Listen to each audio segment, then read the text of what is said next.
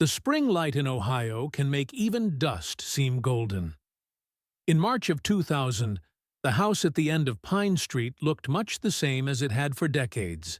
A sagging porch, chipped white paint, the yard overgrown after a long winter.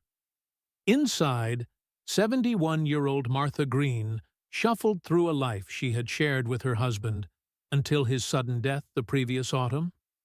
She was trying to clear the barn behind the house, the place he had used for tools, fishing gear, boxes of newspapers he never let go. The barn smelled of oil, rust, and mice. Dust motes floated in shafts of sunlight cutting through the warped slats. She pulled apart stacks of yellowed editions of the Columbus Dispatch, some dating back to the 70s, their headlines about Vietnam and Watergate brittle in her hands. That was when her foot struck metal. Beneath the crumpled papers sat a box the size of a shoebox, gray steel with a small rotary combination lock. The edges were pitted with rust, the surface spotted as if it had been damp years ago and left to dry. She frowned. She had never seen it before. The barn was her husband's domain, and though she had spent nearly 5 decades of marriage walking in and out of that door, the box was foreign. Her hands shook as she lifted it onto a workbench. The weight was odd, too light for tools, too heavy for photographs alone. She turned the dial. It resisted, but after a few twists, the mechanism gave a dull click. The lid creaked open. Inside lay small, intimate relics. A stuffed bear, missing one glass eye, fur worn down to threads at the seams. A red toy car with a snapped axle. 3 faded photographs, curling at the edges, the colors distorted by age, but still showing 2 identical boys, both blonde, both smiling, with the kind of abandon only 8-year-olds know. And then the air seemed to leave the barn. At the bottom was a single child's sneaker, white once, but now dulled to brown-gray. The canvas stiff with something dark that had long ago dried. Blood. Next to it, folded carefully as if preserved, was a scrap of fabric cut from a larger piece. Denim, frayed at the edges. Into it were stitched 2 block letters, jagged and uneven, as though done by a hand unskilled or hurried. They matched the initials of one of her grandsons. Her throat closed. She felt the walls press closer. For 12 years she had lived with the absence of those boys, the hollow of their laughter in this very yard. And now, here in her barn, she was staring at what looked like pieces of that vanished day. Her knees weakened. She clutched the edge of the bench with one hand and with the other lifted the sneaker, still faintly metallic with the smell of old iron. 12 years collapsed in on her. The humid summer of 1988, the heat baking the neighborhood pavement, the boys running barefoot across the yard with plastic swords, their giggles carrying over the fences. She remembered how they darted through the gate, twin blurs of energy. Neighbors later said they had seen them racing toward the woods at the end of the block. By sundown, the gate still stood open, and on the grass lay a single plastic flashlight, the kind that fit a child's hand. After that, silence. For weeks the town had searched. Every shed, basement, cornfield, and culvert combed by volunteers. Dogs lost the scent within hours. The story spread through the state, then the country. The Green twins, gone without a trace. Detectives called it one of the strangest disappearances they had ever faced. But time had passed. Leads dried up. Suspicions turned to myths. People moved away. Only Martha remained, carrying the weight of absence like another piece of furniture in her house. And now, this, a box hidden in her barn. She pressed the sneaker against her chest, eyes shut, whispering to herself in disbelief. This was on her that day. Her voice was barely a sound, more a prayer, as if by naming it she could undo what her eyes told her. The room spun. All those years she had sworn her husband was innocent of any knowledge, that he was as blindsided as she was. But the box had lain here, in his barn, through every holiday, every funeral, every lonely Christmas when the stockings stayed empty. The question screamed at her, louder than the blood in her ears. How had these things ended up here? And why, after 12 long years, was the box only now in her hands? Just wondering. Where are you watching from? Write it down, Bello. In the summer of 1988, the disappearance of the Green twins consumed the small town like a fever. The boys, Thomas and Matthew, had been last seen playing in their grandmother's yard just before dusk on July 14th. By nightfall, when their mother called them for dinner and silence answered, the alarm spread quickly. At first it was the neighbors combing the hedges, yelling their names. Then, as hours passed, headlights cut across fields and backyards. Volunteers clutching flashlights walked shoulder to shoulder through soybean rows. The following morning, the county sheriff's office declared a formal search. Deputies set up a command post in the high school gymnasium. A map of the town and its surrounding fields stretched across the wall, each section shaded in as volunteers checked it. The air smelled of coffee and styrofoam cups, and sweat soaked into linoleum. For 7 straight days, the town lived only this search. Hundreds turned out, farmers on horseback, church groups with sandwiches, teenagers with bloodshot eyes who stayed out until dawn with lanterns.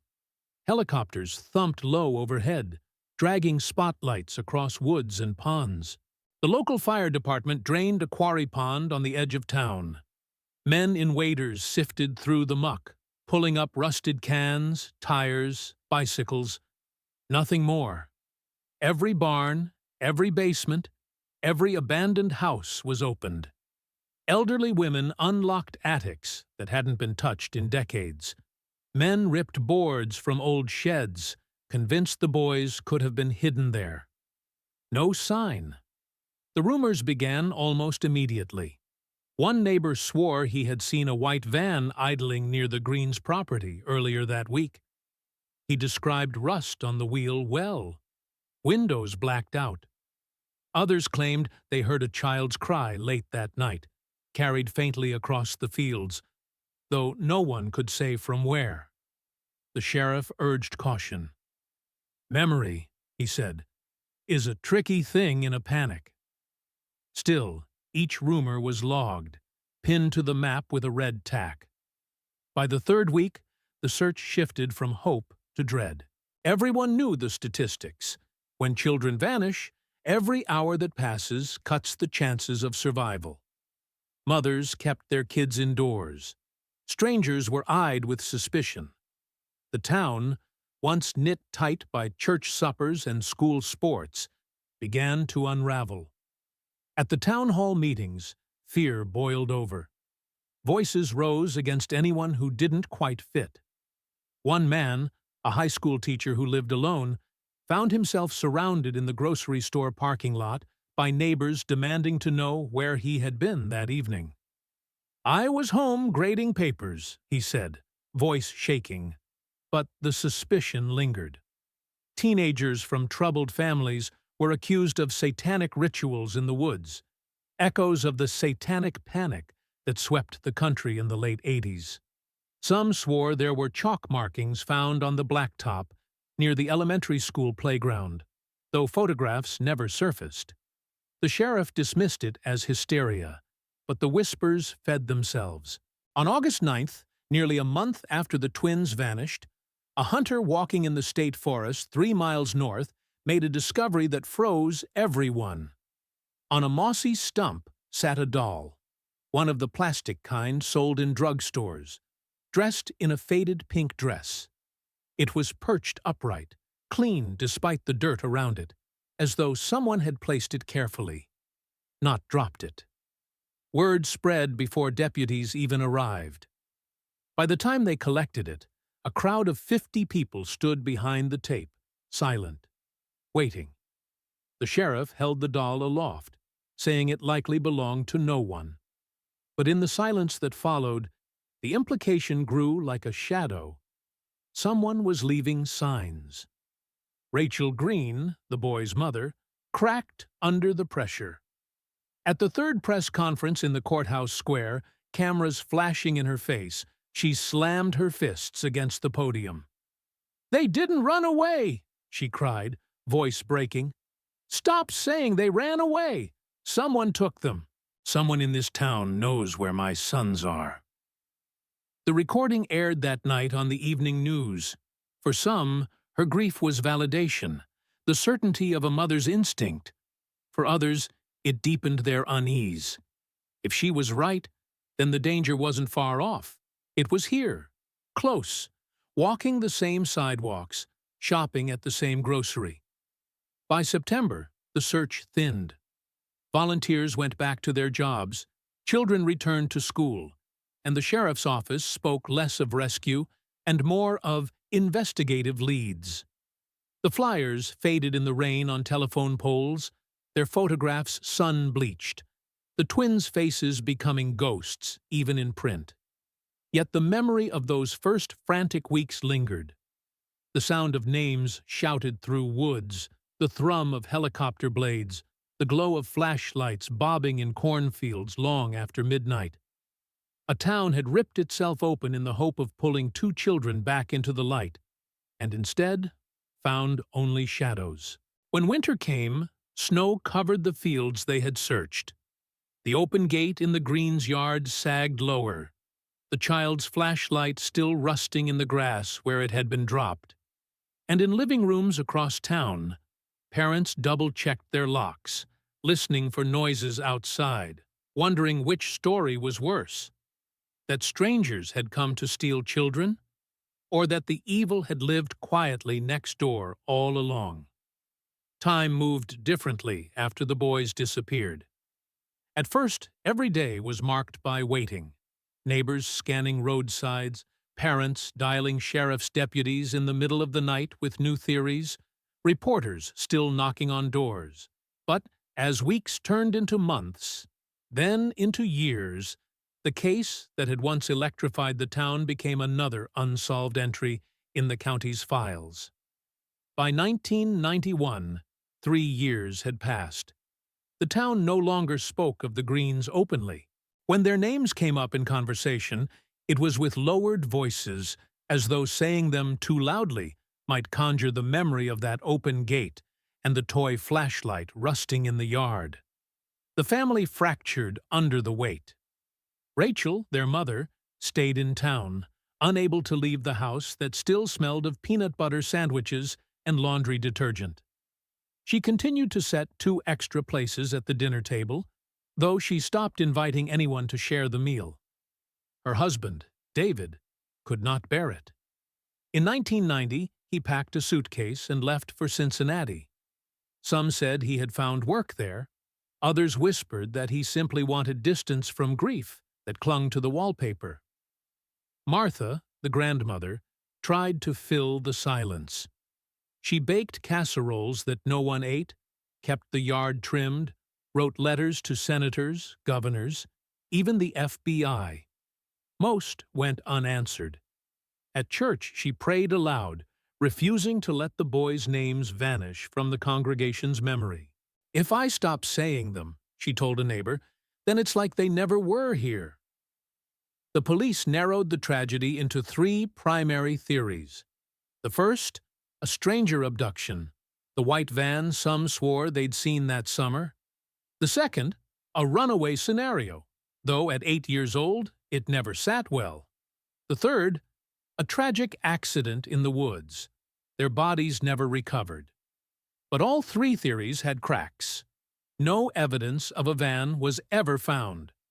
The boys had left behind their favorite toys, shoes, and half-finished drawings, nothing to suggest intent to run, and months of searching had failed to uncover so much as a shoelace in the forest. The case was stuck in the limbo of unsolved but not closed. Then came the 3rd anniversary, July 14th, 1991. The Greens held a small vigil outside the town hall, a few dozen neighbors lighting candles in paper cups. The sheriff made a short statement, his voice flat, as though reading the same lines he'd delivered too many times before. Rachel wept silently. Martha stood beside her with a photo of the twins clipped to cardboard, their faces smiling beneath wax-dripped light. 2 days later, an envelope arrived at Martha's mailbox. No return address. Postmark blurred. Inside was a single sheet of paper folded twice. It was a drawing. Crayon lines, uneven and bold, showed two small boys holding hands. They were standing beside a black square, roughly sketched like a box. Their faces were round circles with simple dots for eyes. But the tilt of the hair, the way the figures leaned against each other, it looked unmistakably like Thomas and Matthew. On the back, written in thick block letters, were two words: "They know." Martha's hands shook so violently she dropped the page on the kitchen floor. She pressed her palm to her mouth, whispering, "Oh, God! Oh, God!" The crayon lines smudged under her fingertips when she picked it up again. She recognized the handwriting. Not perfectly, but enough. The uneven letters, the backward S, the way the M leaned too far left. She had taught her grandsons to write their names at that very table. The drawing style matched dozens of pages still kept in a drawer. Stick figures of superheroes, cars with smiling faces.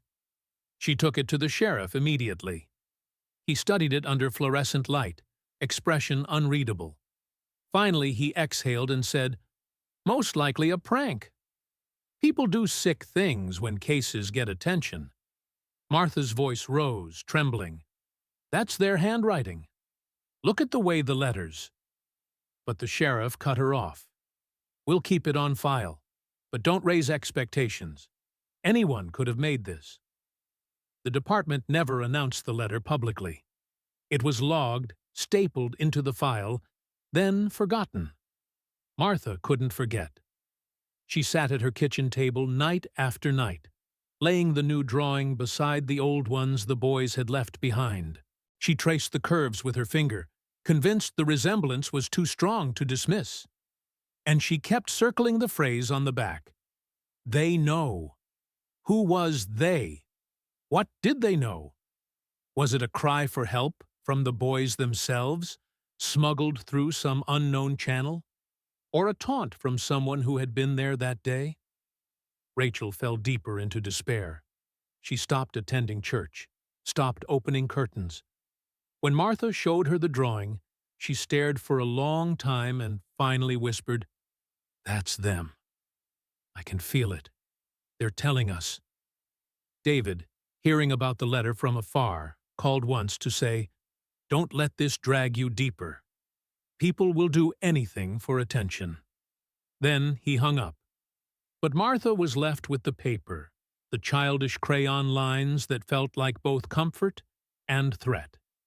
On the 12th anniversary, when she uncovered the metal box in the barn, it was this drawing she thought of first. The black square sketched beside the boys, like a container or coffin. Now she was holding an actual box, filled with their belongings, hidden in her own home. And as she pressed the blood-stiffened sneaker to her chest, a thought surfaced she had never dared to voice. What if the boys had never left the town at all? What if the truth had been buried right here, under their noses, guarded not by strangers, but by people they had trusted all along? The box left Martha's hands the way a confession leaves a mouth, suddenly, with relief and terror in equal measure. In April 2000, she carried it to the sheriff's office, wrapped in a dish towel, the metal still cold from the barn. A deputy in a starched uniform took it like something fragile, logged her statement, and slid the contents into brown paper evidence bags with new tags. Case 88-0714-Green. Reopen 2000. The room smelled of coffee and dust, and the faint, sharp bite of latex when the technicians snapped on fresh gloves. Chain of custody started again, where it had frozen 12 years earlier. The sneaker went first. At the state lab in Columbus, they cut a tiny square from the canvas near the darkest staining and ran a presumptive test.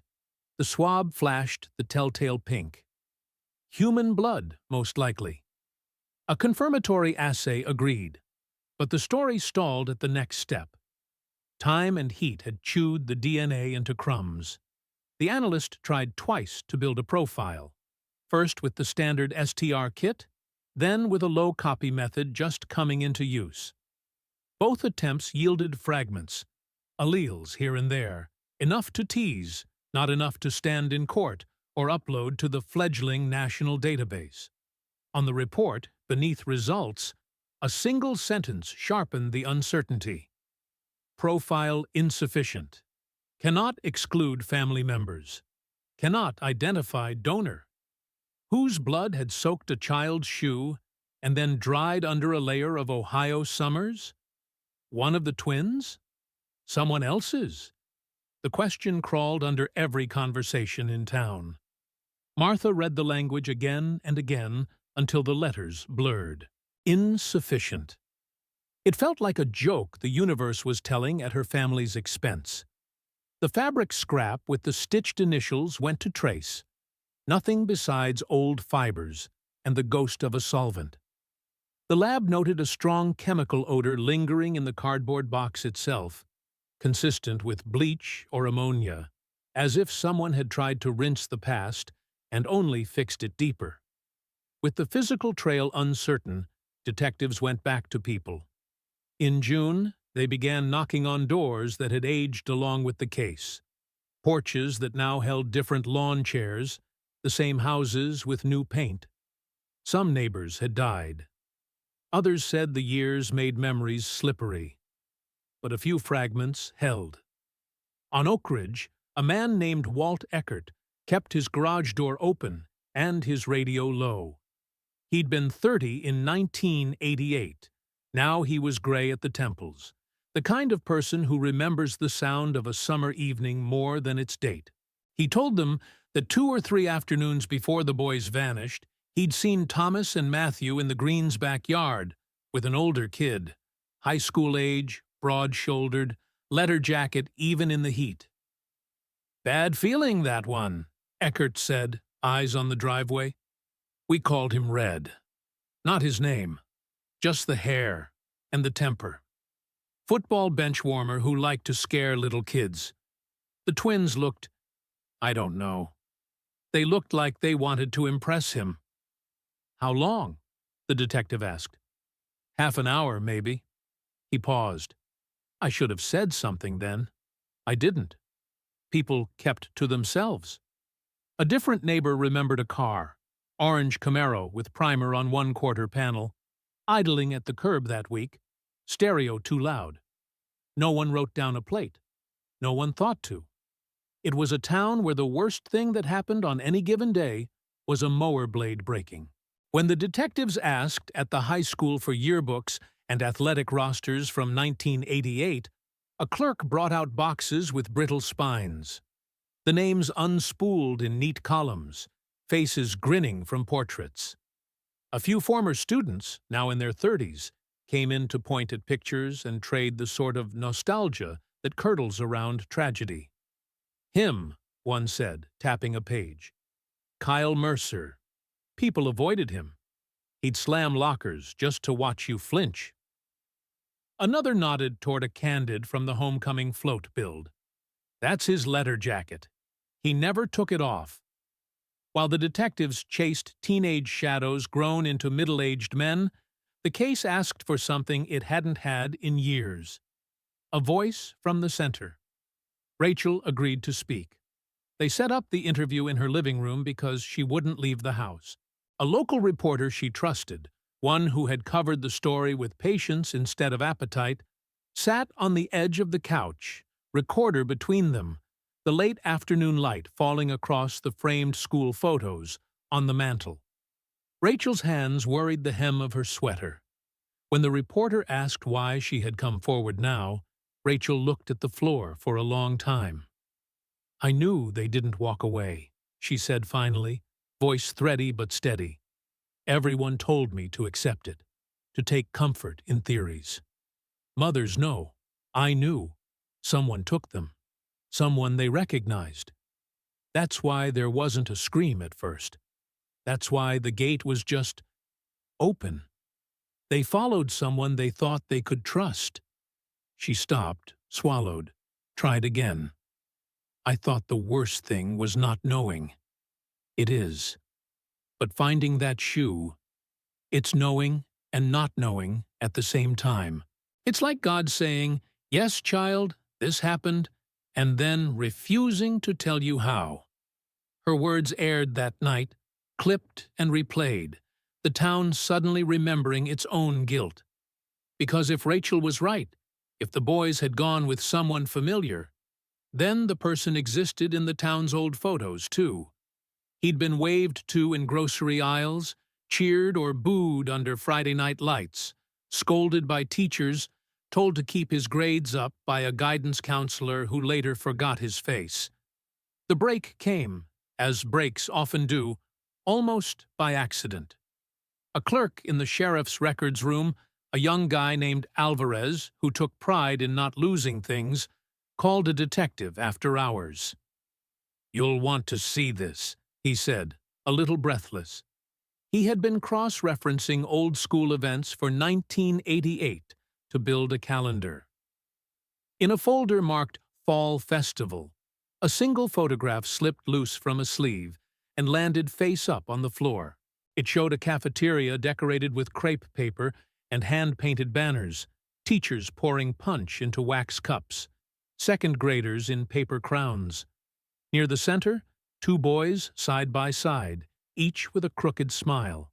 Thomas and Matthew, the tiny chips in Thomas's front teeth catching the light. Matthew's hair doing that stubborn cowlick. In the far corner, half obscured by the metallic glare of a balloon cluster, stood a teenager in a letter jacket. He wasn't posing. He wasn't part of any table group. He stood alone, shoulders squared, face angled straight into the camera, as if he knew it was there and wanted to be seen not as a participant, but as a fact. The detective held the photo by its edges, while the others leaned in. The jacket patch matched the high school's colors. The mouth was set in the same hard line the former students had described. The eyes didn't smile. They didn't do anything except look directly through the lens. "Mercer," someone said quietly. They scanned the back. In blue ballpoint, a PTA volunteer had written, "Harvest Night, October. 87. Second grade." The photographer's initials matched others from that roll. It placed the twins and the older boy in the same room months before that July gate swung open. The image didn't prove an abduction. Photographs rarely prove anything by themselves. But it set a new frame around the day the boys disappeared.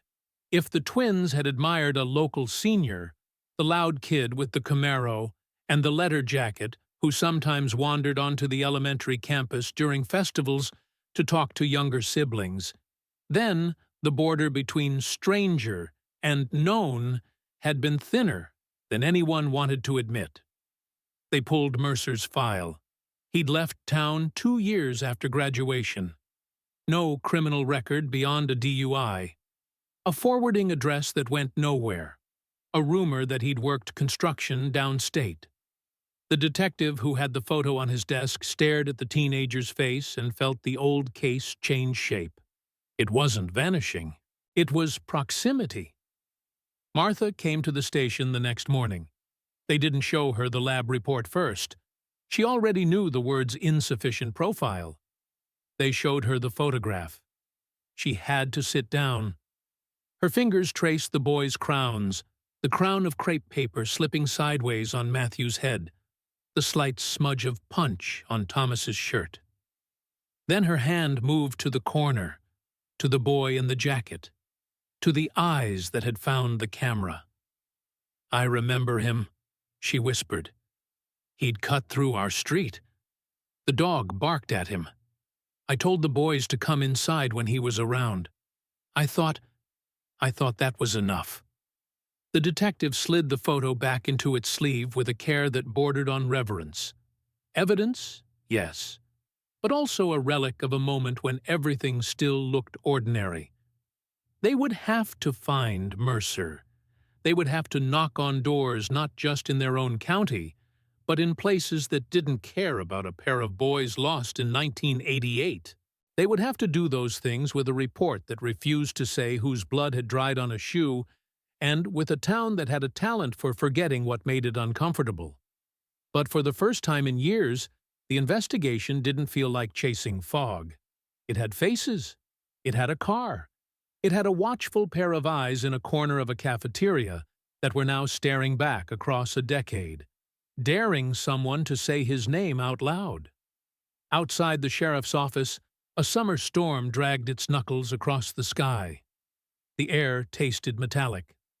Martha stepped into the damp and felt, briefly, the sensation she used to have when the boys burst through her back door. Motion, noise, possibility. It passed, but it left a trace. At home, she set the television to mute and watched her daughter's interview replay with closed captions. I knew. She stood in the doorway of the room that still held 2 small beds and a poster of a cartoon bear. She tried to imagine a high school senior standing where she stood, his letter jacket creaking when he lifted his arm to wave the boys closer. In the records room, the photo lay on a light table under a magnifier, the detective's breath fogging the glass as he leaned in. The twins were smiling at the center of their small universe. In the corner, the older boy stared at the camera like someone who believed he could walk through pictures without leaving fingerprints. The case file gained a new tab. School. Persons of interest. Underlined twice was a single name. And for the first time since the box opened on the barn bench, the question wasn't only what happened, it was who watched it happen. And why was he in that frame before the night the gate swung open? If this story touched you, even a little, let me know in the comments. We read them all. The photograph of the cafeteria corner changed the center of gravity. Detectives stopped orbiting neighborhood rumors and walked straight back into the building where the twins had learned their spelling words and traced their hands into turkeys. The elementary school had been remodeled in the mid-90s, but the bones were the same. Low cinder-block hallways, peg hooks at knee height, trophy cases fogged by age. Fluorescents hummed with that thin insect whine that makes you feel watched. They started with paper. A clerk hauled out boxes of minutes from faculty meetings and PTA notes, mimeographed sheets that still smelled faintly of ink. In the stack for the fall of '88, a line in the principal's notes surfaced like a shard. Remind staff. Discontinue hallway discussion of incident. Gossip will be disciplined.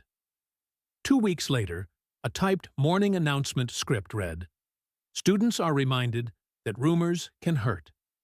Anyone spreading stories will face consequences." A teacher had penciled in the margin, "We can't say twins." The word had been scratched out with blue ink until the paper thinned. Former students, now in their 30s, came in and sat under the same flicker. They didn't talk like kids anymore, but the way they described that year held a child's wariness. "He said we'd be suspended if we talked about it," one woman recalled, eyes on her hands. Like saying their names would make it happen again. Another man remembered getting hauled to the office for asking if the police had found the flashlight. The principal had leaned across the desk and hissed, "Enough!" The building's silence felt curated, not accidental. When they found the custodian, he was living alone, a small rental behind the feed store. He walked with a careful gait and kept his tools arranged by size in coffee cans. His name was Miller. though everyone called him Buck. He listened to the questions without expression, then nodded once like a man choosing to pay an old debt. "The night they went missing," he said, "I was on floor duty till midnight. After the police left, I got a call on the office line. Coach Hale said there'd been a spill in the gym. Told me not to make a fuss. Just clean it up." He paused, eyes going thin. "It wasn't Gatorade." "What do you mean?" "I mean it was brown till the mop hit it, and then it ran red. Copper smell under the pine sol. Somebody had thrown sawdust on part of it and dragged a towel across the rest. The towel went in a black trash bag. I was told to tie it tight and take it straight out back. 'Don't ask questions,' he said. I didn't. I should have." He swallowed. "I was a man who needed a job." The notes from that interview landed on the detective's desk like a weight. No one could prove the timeline precisely, but the image it drew, cleanup after the fact, orders issued in a whisper, fit too neatly into the shape of the silence. Other fragments came from places no report was meant to capture. Playground lore. A woman who'd been a fourth grader in 1989 told them about a story that ran through the school that year like a wire. "Don't stay after the bell, or the box will get you." It had sounded like a dare then, like Bloody Mary in a bathroom mirror. Kids claimed they'd seen the box roll by the music room, a big wooden trunk on casters the AV club used, lids thudding, the smell of chemicals following like a tail. They said if you were bad, the principal would put you in the box, and you'd be gone before your mom's car finished the loop. "Everyone laughed," she said, then shook her head. "But we all ran when the last bell rang. No one loitered." The detectives followed that thread to the science prep rooms, the narrow spaces between classrooms where teachers kept supplies and solvent bottles with skull and crossbones labels. Even after renovations, the air held the ghost of ammonia. A map on the wall showed the original layout from the 70s. Closets that opened to both rooms, a pass-through cabinet, a small chemical enclosure with louvered vents still taped over from some long-ago inspection. In the office, a retired teacher's personnel file revealed a reprimand the year before the boys disappeared. Unauthorized after-hours access to supply rooms. Keys missing overnight, returned next morning. The reprimand was signed by the principal. The teacher's name had surfaced already in the Mercer Circle. The handwriting that noted Keys was the same as in the morning announcements, small, tight, controlled. The investigative team split their days between interviews and the building's hidden spaces. In the mezzanine above the gym, dust lay so thick the footprint of a mouse tracked like a map. In the mechanical room, pipes hissed and sweated onto concrete. An assistant principal, new to the district, eager to cooperate, unlocked a narrow door most staff had forgotten. "Old records," she said. "Facilities keeps meaning to purge." It was less a room than a shaft with shelves. Boxes sat in dense rows, hand-labeled with years and cryptic codes. Fluorescents clicked and failed. A flashlight beam made the dust glitter like falling ash. The first 3 boxes held nothing but faded purchase orders, light bulbs by the case, mop heads by the dozen. The 4th, stenciled in black with a chemical supplier's name, Chemflow Solvents, felt wrong as soon as the detective lifted it. Not heavy enough for bottles, not light enough for empties. The cardboard was stiff, edges blanched where bleach or ammonia had once licked and dried. He set it on the floor. The smell rose up, sharp and sweet, like a high school lab at semester's end. Inside, under a layer of folded MSDS sheets, a plastic-wrapped object lay flat and rectangular. He slid it free, peel of old plastic loud in the small room. It was a child's drawing book, cheap grocery store kind, staple-bound, the cover cartoonish with a rocket ship faded to gray. He opened to the first page. Printed in block letters across the top, in pencil pressed so hard it had dented the paper, was a name. Matthew Green. The detective's throat tightened. Pencil dust smudged under his thumb where someone small had erased and rewritten the N in green until it sat just right. In the margin, a doodle of a bear, round ears, one eye bigger than the other, tilted like it had been drawn in a moving car. He didn't flip farther. Not yet. He bagged the book, sealed the tape, filled the line for location found with a care that made the pen strokes slow. Elementary, Mech Archive, Chem Flow Carton. He wrote the time and felt the building's hum deepen, as if the ducts themselves were listening. Back upstairs, the assistant principal blinked at the bag. A kid's notebook? From where? Where nobody was supposed to look, he said. He drove straight to the sheriff's office. In the evidence room, the techs logged the find, gloves snapping, barcodes printing. The detective thought of the grandmother's box, the bleach smell, the blood-stiffened canvas. The same notes of ammonia curled off this cardboard, too. Hiding places had a family resemblance. That evening, a former classmate of the twins, the woman who remembered the box story, sat in her car outside the school and watched the last bus throw diesel across the lot. "We thought it was a joke," she said into her phone to a friend. "We thought we were scaring each other. What if it wasn't a story at all, but a warning we didn't understand?" In Rachel's house, the TV flickered on mute as news anchors mouthed B-roll of the school facade. Martha sat at the kitchen table, the drawing with "They Know" laid beside the remote, as if it were a saint's card. Her phone rang. The detective asked if she was able to come in the next morning. There was something he wanted her to see. She agreed, then sat a long time afterward, with her hands flat on the table, palms down as if bracing against a wave. The school, which had tried so hard to erase the boys from its hallways, had offered up a page with one of their names pressed into it hard enough to leave creases in the sheets beneath. Someone had tucked that book into a chemical box, hidden it where only a person who knew the vents and the codes would ever find it. It didn't explain where the twins had gone. It didn't absolve the man in the leather jacket standing in the corner of the harvest night photo. It didn't wash out the copper smell Buck Miller remembered under the pine sol on a summer night in 1988. But it moved the story from rumor to paper a child had held in his hands. On the evidence bag, beneath the barcode, the handwriting was small and neat.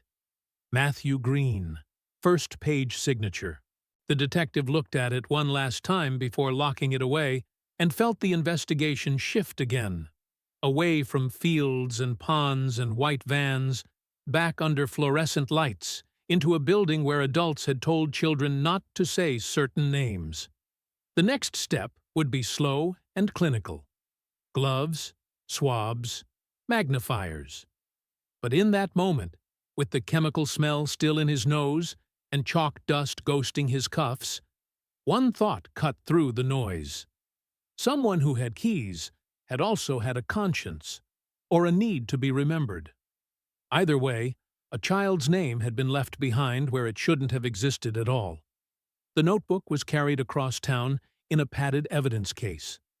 In the sterile light of the forensics lab, it didn't look like a relic of a childhood desk, more like contraband rescued from fire.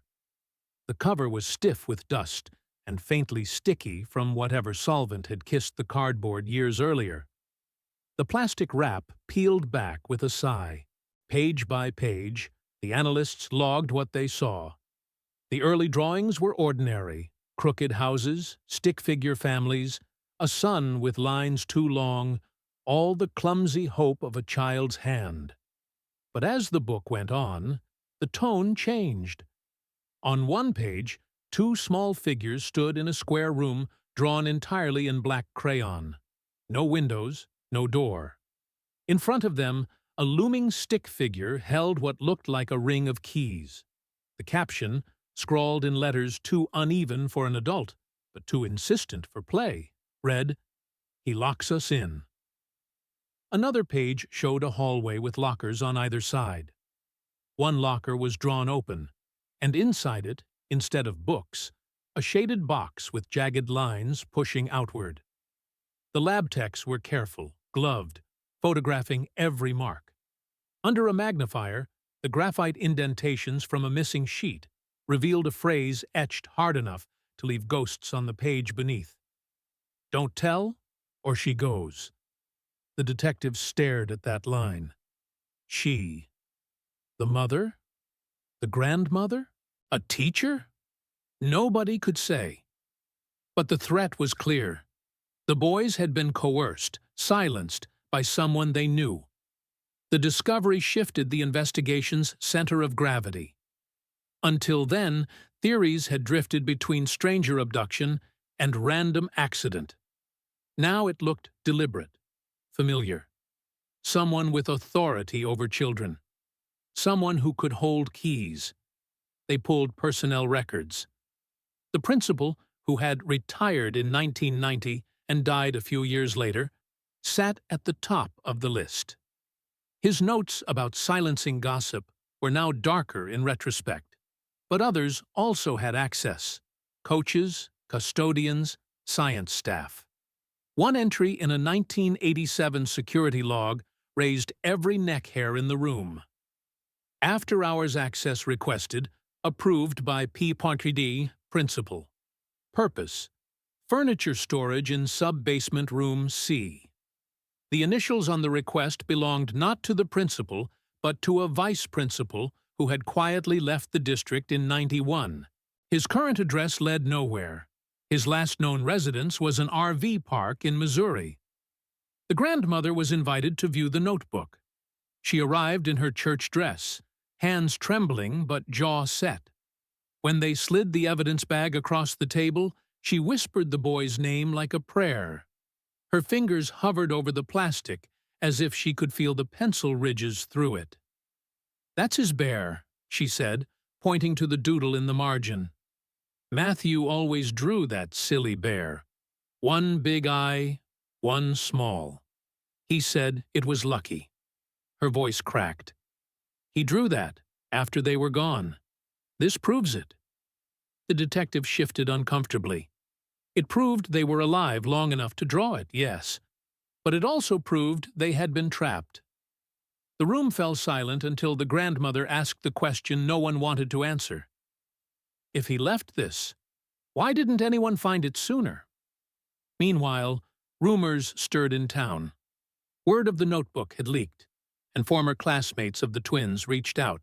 One man, now working construction, described sneaking into the school one Saturday in '88 to retrieve a forgotten backpack. "I heard crying from the boiler room," he said, eyes lowered.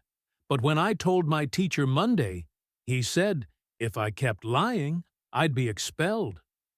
He'd never spoken of it again, until now.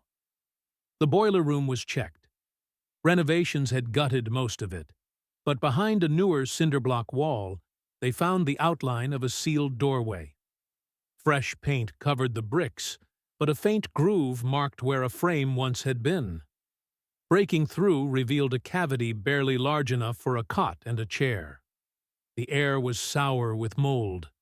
On the floor lay rusted soda cans, a length of chain, and in the corner, scratches etched into plaster, small tally marks, grouped in sevens. The notebook's drawings matched too closely. The square windowless room, the tall figure with keys. The investigators felt the floor tilt beneath them. This was no longer an open-ended disappearance. It was imprisonment. Publicly, police phrased it cautiously.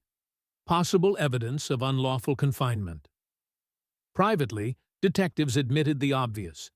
The twins had likely been held right under everyone's noses. That night, the lead detective wrote in his notes, "Whoever did this had power here, power to order silence, power to vanish records. Not a drifter, not a stranger. One of their own. The last page of the notebook haunted him most. Two boys, drawn thin, each with one hand raised. Above them, in shaky capital letters, it said, "We are still here."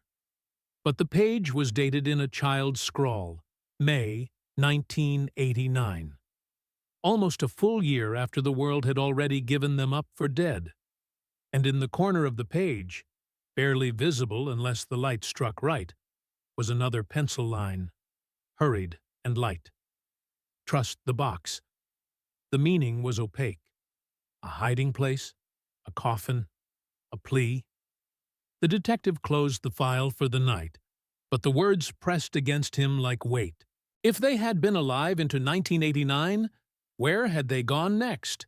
And who, among the familiar faces of that small-town school, had the keys? They brought in ground-penetrating radar before they brought in shovels. The basement under the elementary wing had been sealed and remodeled in places, but the concrete slab still felt older than the renovations, tired and uneven, patched in rectangles that didn't match. The radar team traced slow arcs, the monitor sketching pale voids like bruises beneath the floor. Two anomalies showed up where there shouldn't have been any. Interruptions in the subgrade, pockets that read like buried air. Workers erected plastic sheeting to contain dust. A forensic archaeologist from the state university marked the perimeter with chalk and flags, and a concrete saw began to scream. The smell of wet limestone and old glue filled the corridor. When the slab section lifted, heavy and reluctant, the whole exhaled a breath of cold, stale air that made even the deputies step back. Beneath the concrete was a layer of fill that didn't belong there. Mixed gravel, pulverized drywall, and a sediment of fine gray dust. The archaeologist asked for trowels, not shovels.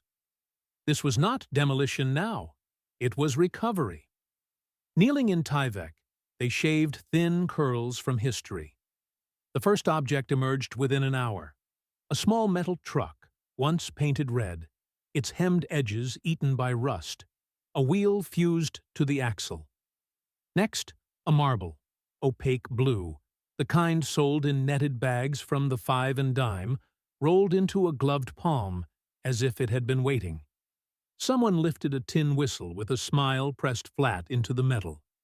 It disintegrated when it met air. Then cloth, a wedge of fabric, brown at first glance, but when the tech floated it in distilled water, the color let go, and a pattern bled back. Astronauts and stars, the cartoon print Martha had chosen years before from a discount bin because both boys had been obsessed with the shuttle. The sergeant holding the evidence bag swore softly and wrote slower. They found more fabric a few inches away, a hem and a bit of elastic, and then the buckle scar of a small strap with factory stitching Rachel recognized on sight. The archaeologist, eyes rimmed with dust, spoke carefully for the record. These are consistent with children's garments from the late 80s. They appear to have been deposited together, not scattered. The presence of personal play objects and clothing in a confined, inaccessible space suggests habitation rather than a dump site. She hesitated. The corrosion and insect casings indicate long duration. Months, at least. The room seemed to tilt at that word. Months, not hours. Not a night gone wrong. Time endured. News vans lined the street by noon. While the recovery team worked by lamplight, reporters worked phones. Through a public records request, a local paper dug up Booster Club minutes and financial disclosures from the late 80s that never made sense until now. Donations to the school from a trucking and storage company owned by a man named Victor Doran, a downtown entrepreneur whose name had appeared in state police bulletins connected to cross-state youth relocation rings, language that was bureaucratic code for trafficking. Doran's company had leased a small storage unit behind the school's athletic fields in 1988. The signature approving after-hours access belonged to Principal Dean Mallory. A clip from a Rotary luncheon photo surfaced that afternoon. Mallory smiling, hand on Doran's shoulder, both of them holding a novelty check for technology upgrades. In the background, a banner read, "Partners in Community." When a reporter shoved the printout under the sheriff's nose, he asked for context. "A donation doesn't make a conspiracy." But he couldn't explain the storage lease, the phone log showing calls between Mallory's office and Doran's warehouse the week the twins vanished, or why those records had been filed in a folder labeled Facilities Vents. Back under the plastic, the team lifted another layer. A board appeared, thin, with a handle riveted to one end, like the lid of a crate. The wood had been painted once. Beneath the gray of age, a strip of green showed through. It smelled faintly of ammonia, even after all these years. The archaeologist found screw heads embedded at an angle and said, "This is not construction debris." When she freed the board, a small cavity revealed itself, too small to stand in, big enough to crouch. The walls bore faint scratches that matched the height of 8-year-old hands. Property and evidence called Rachel to the station. They had learned by now to take those calls gently, to offer a chair near a box of tissues, to shut the door against the fluorescent world. An evidence clerk with a careful voice placed a tray on the table. Separate bags, white tags, black barcodes. Last came a bagged backpack. Small, canvas faded to a tired blue. A stitched rocket ship on the front pocket. Rachel had sewn the patch herself, staying up late with a needle while the boys slept, because Thomas wouldn't go anywhere without his space pack. She didn't make a sound at first. Her mouth opened, then closed, like breath had left, and not come back.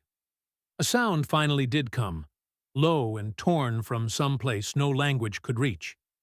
She touched the plastic with her fingertips, as if the fabric beneath might be warm. "I put his name inside," she said, through a throat gone to gravel.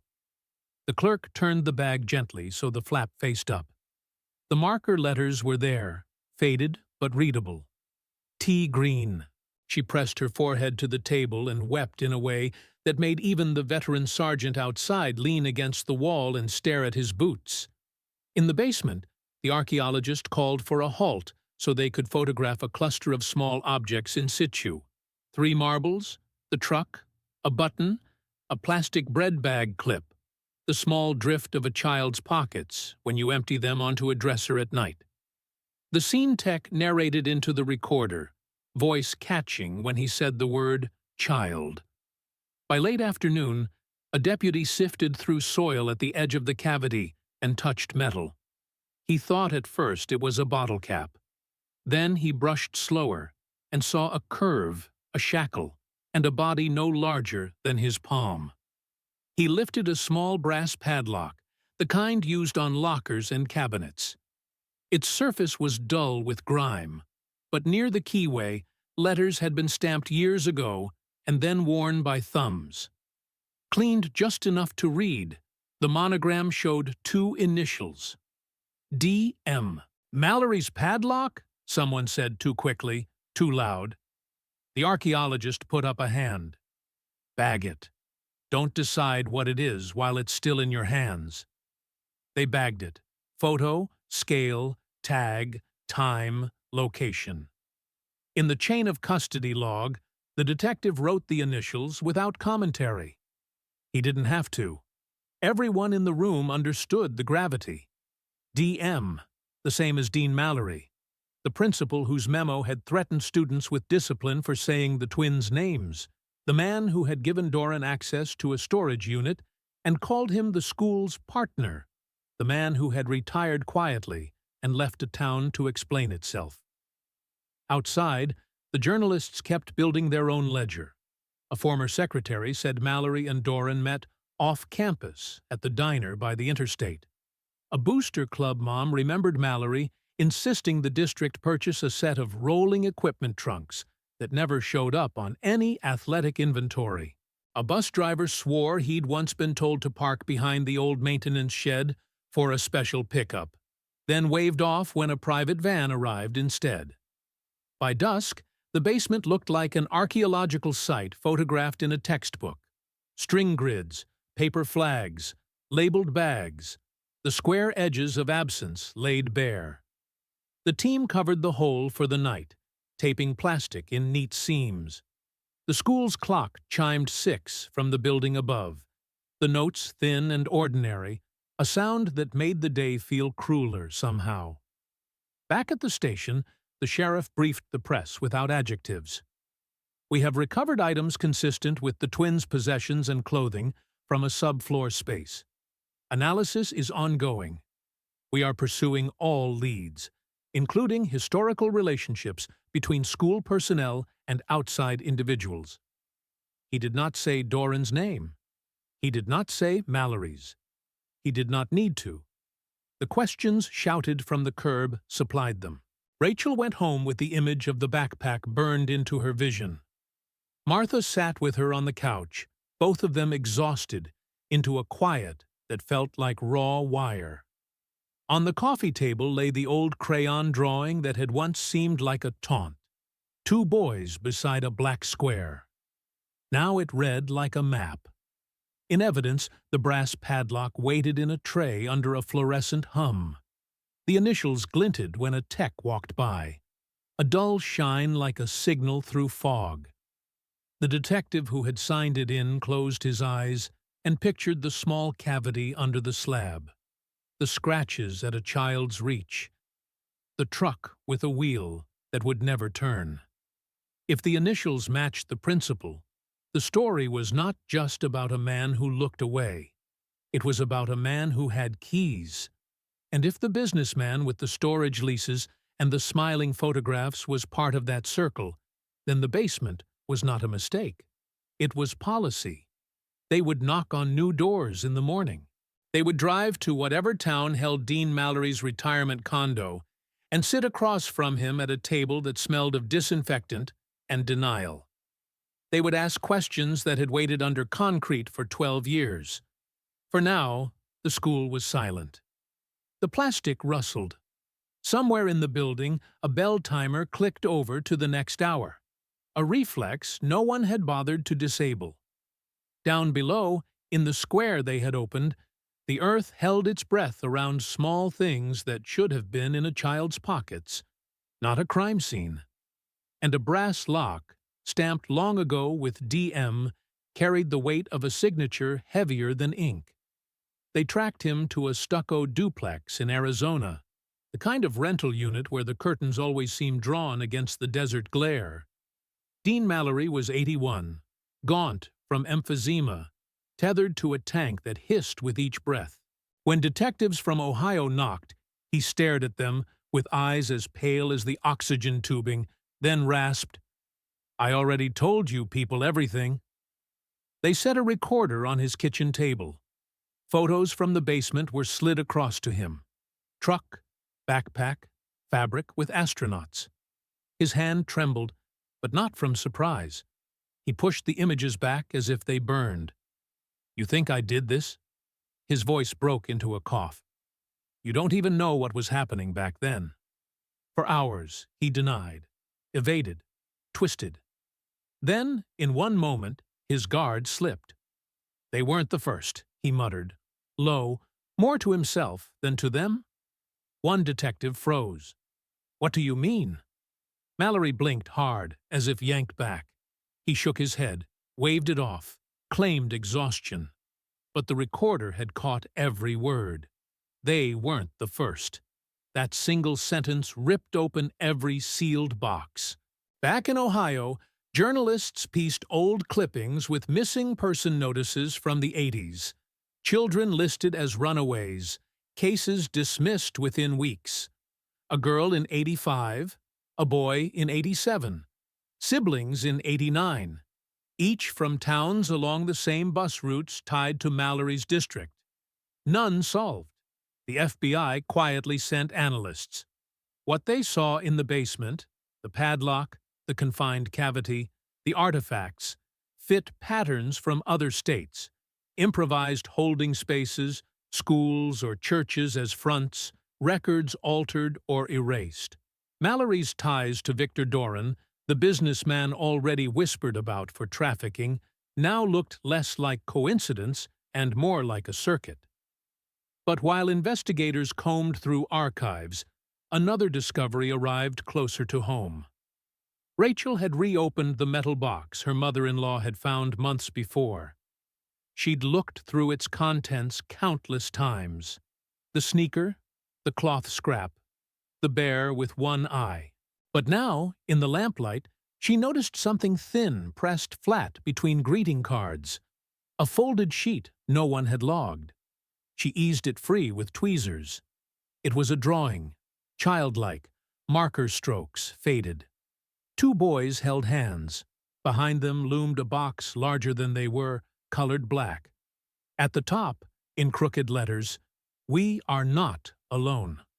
Forensic analysts examined the paper and handwriting. It didn't match the twins' samples from school assignments. The strokes were slightly taller, sharper. A different child's hand. It wasn't a message from the twins. It was a message left with them. The implication hollowed everyone. If the drawing was authentic, the twins hadn't been isolated. Another child, or children, had shared their captivity, which meant the basement wasn't unique. It was a node. Martha, the grandmother, held the drawing with latex gloves, but still brought it to her chest, as if paper could pulse. They were trying to tell us. They weren't alone. They were never alone. Her voice was hoarse with both horror and relief. Someone else survived long enough to draw this. The detectives didn't dismiss her. They sent the page to Quantico, where experts noted the paper stock came from a classroom supply catalog common in the late 80s. The marker brand had been discontinued in 1990. Authentic, almost certainly. Word of Mallory's slip reached the press, though not officially. "Not the first," headlines whispered. Families of other missing children called hotlines, asking if their cases were connected. Meanwhile, pressure mounted on the county to admit its failures. Why had earlier tips about cries in the boiler room, about sealed-off hallways, been ignored? Why did records show lost files for May 1988? Why was a principal allowed to retire quietly with a pension while parents held empty funerals? One town hall turned riotous. Parents of the current students demanded to know if the building was safe, if walls still hid unsearched voids. A former board member, cornered by reporters, admitted Mallory had been untouchable because of political donations funneled through Doran's businesses. The conspiracy was no longer theory. It was civic rot in daylight. But the evidence still didn't answer the question families needed most. What had happened to the twins themselves? On a gray morning, detectives opened Mallory's retirement storage unit in Arizona. Dust rose from cardboard boxes marked school files. In one, wrapped in brittle plastic, they found an audio cassette. The label read only, "June 1988, Choir." When they played it, static hissed, then faint voices, children singing, out of tune. Halfway through, laughter breaks in, the kind of laughter not meant for microphones. After it fades, a child's whisper brushes the tape, barely audible. "Tell Mom we're here." The tape snapped there, mangled, as if someone had tried to erase it. Forensic labs would analyze it, confirm it was no studio trick.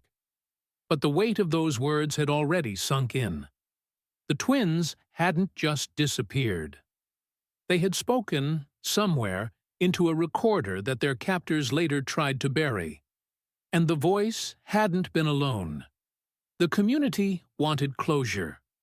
What they got was worse than limbo, the shape of a truth too wide to bear. If Mallory was right, that the twins weren't the first, Then, how many names had been erased? How many drawings lost in sealed basements? And who, still alive, had kept hiding the pieces for decades? The photo of the lock, the backpack, the drawing by another child's hand. Each proof twisted the knife deeper. The story of the twins was not an isolated wound. It was part of a ledger. And someone, somewhere, was still keeping count. The school stood silent in scaffolding, its brick walls stripped and gutted for renovation, when contractors pried loose a false panel in the oldest wing. Behind it, a cavity the size of a closet. Inside, wrapped in plastic to shield against dust, another box. Not metal this time, but cardboard softened by years. The foreman called police before opening it. By the time detectives arrived, the site was swarming with workers who refused to keep their eyes away. Inside lay a stack of photographs. Children posed in classrooms, at playgrounds, even at church picnics. Some faces were familiar, frozen in styles of the late 80s. Others, no one recognized. The dates scrawled on the back spanned over a decade. The most recent, 1999, 11 years after the twins vanished. That discovery detonated whatever faith the town still had left. For parents who had buried empty coffins, for those still clutching age-progressed sketches, it confirmed what they had feared. The system had been used not to protect their children, but to cycle them through shadows. The basement wasn't a single crime scene. It was one of many stops. Martha sat in her kitchen when detectives brought copies of the photos. Her hands, gnarled with arthritis, fluttered over each one, searching. On the fifth photo, she froze. Two boys in matching shirts, standing awkwardly near a slide. Their hair was longer, their faces thinner, but the eyes were unmistakable. Her voice cracked. "That's them. That's my boys." But the date on the back said 1991. 3 years after they were declared gone. The room spun for her. If true, it meant they had lived, maybe not free, but alive, longer than anyone dared hope. And if one photo had surfaced, there could be more. Police, pressed by reporters, confirmed the find but refused details. "We're investigating." That phrase, already hollow to the community, now sounded like a shield. Rumors spiraled. Was there a network? Was Mallory only a cog? Who had hidden the box as late as '99? Rachel, the boy's mother, visited the gutted school. She stood outside the caution tape, staring at the bricks that had watched her children grow, play, then vanish. She whispered, "They breathed this air longer than I thought." For her, hope and agony braided together, impossible to untangle. Journalists dug deeper into Doran's finances. Bank records hinted at money funneled into shell charities during the same years the photos were dated. One ledger line simply read, "Educational support." The sums were large enough to bankroll silence. But beyond paper trails, the city confronted a deeper wound: complicity. Teachers who had heard whispers but said nothing. Officials who signed off on early retirements. Neighbors who convinced themselves the screams at night were just pipes. Each revelation made the case less about one villain and more about a chain of cowardice. Then, as winter pressed into the Midwest, another envelope arrived at Martha's porch. No stamp, no return address. Inside was a single photograph. A modern park scene, dated just weeks prior. In the foreground, a young mother sat on a bench, holding a toddler. Her hair covered part of her face, but the tilt of the jawline, the dark eyes, carried a resemblance so sharp Martha staggered back. It wasn't the twins, but it was someone who bore their features, like blood echoing down a generation. On the back, in the same blocky print as the old drawing, were 3 words: "They never left." Investigators examined the photo, tracing the benches to a city in Indiana. But when they checked, no one could identify the woman. Surveillance cameras in the park had been down for maintenance. Another thread cut before it unraveled. The case closed once more in paperwork, but never in hearts. The basement remained sealed, the photos archived, Mallory dead before trial. Official statements called it an unresolved historical investigation. Unofficially, parents of the missing gathered in circles, trading stories, watching their grown children with suspicion, wondering which faces in old boxes might one day mirror someone they passed on the street. For Rachel, closure never came. She kept the sneaker in a glass case on her dresser, alongside the new photo. Each night she whispered, "If you can hear me, I'm still here." Because the cruelest truth wasn't only that her boys had been taken, it was that the echoes of their lives, scattered through basements, boxes, and photographs, suggested they had walked longer roads than she'd imagined, roads carved by hands sworn to protect them. And someone, alive in 1999, had chosen to keep the trail burning. The final question lingers, heavier than any evidence bag. Were the twins truly lost? Or had they been folded into a story still running in secret? The silence that follows is not empty. It hums like breath behind a wall.